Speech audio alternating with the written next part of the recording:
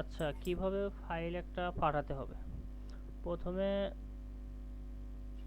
Suppose এই ফাইলটা কাজ করা শেষ, ঠিক আছে? আমরা ফাইলে যাব, ফাইলে যা সেভ অ্যাজ,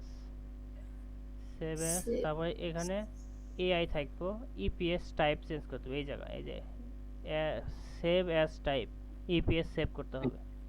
সেভ করে এখানে ইপিএস আসবে। এখন তারপরে সেভ বাটনে ক্লিক করে ওকে দিতে হবে। আবার ওকে, ইপিএস নামে সেভ হলো এবং ফাইল নামটা চেক করব 16 নম্বর।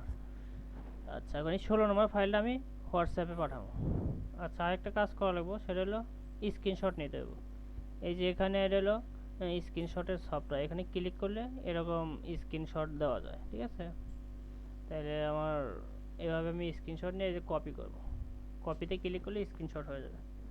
অথবা যদি এটা না থাকে তাহলে উইন্ডোজ বাটনে যায়া এখানে এই যে লাইট শট লিখবো, LIGHT, লাইট ভিডিও করে পাঠান। SHORT, শর্ট, লাইট শর্ট লেখা,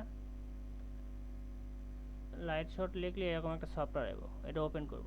ওপেন করলে এই কোণাটায় আসবো, এদিকে খেয়াল করলে হইব টাচ বারে ডান দিকে এই আইকনটা আইলে ক্লিক করলে আবার স্ক্রিনশটের অপশন আমি চালু হইব, এরকম আইব। মার্ক করে নিব কতটুকু দরকার, তারপরে কপি করব। তাহলে স্ক্রিনশটটা কপি আসবো। কপি হলে এখন আমি যাকে পাঠাবো হোয়াটসঅ্যাপে যাবো। সাপোজ আমি দুলাভাইরে পাঠাবো, দুলাভাই যদি আমাকে পাঠায় তাহলে আমার নামে যাবো। যাই যে ইনপুট বক্সে ক্লিক করে কন্ট্রোল V, তাহলে স্ক্রিনশটটা এসে পড়লো। আর এই স্ক্রিনশটের ফাইলটা কত জানি 16। তাহলে এই যে ফাইলে প্লাস এনে ক্লিক করে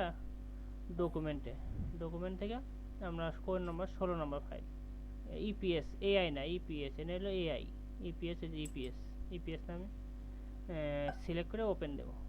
ওপেন দেওয়া একটু লোড নেবে, তারপরে লোড নেওয়া শেষ হলে এখানে এটা অ্যাক্টিভ হবে, তারপর সেন্ডে ক্লিক করব। এভাবেই একটা ফাইল সেন্ড করা হয়। এটা অ্যাপ কাইটা দেবো না যত পর্যন্ত এখানে 100% কমপ্লিট না হয়, আমি মাইনাস করে রাখবো, ঠিক আছে?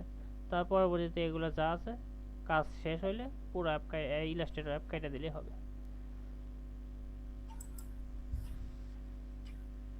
ঠিক আছে? আমি স্টপ।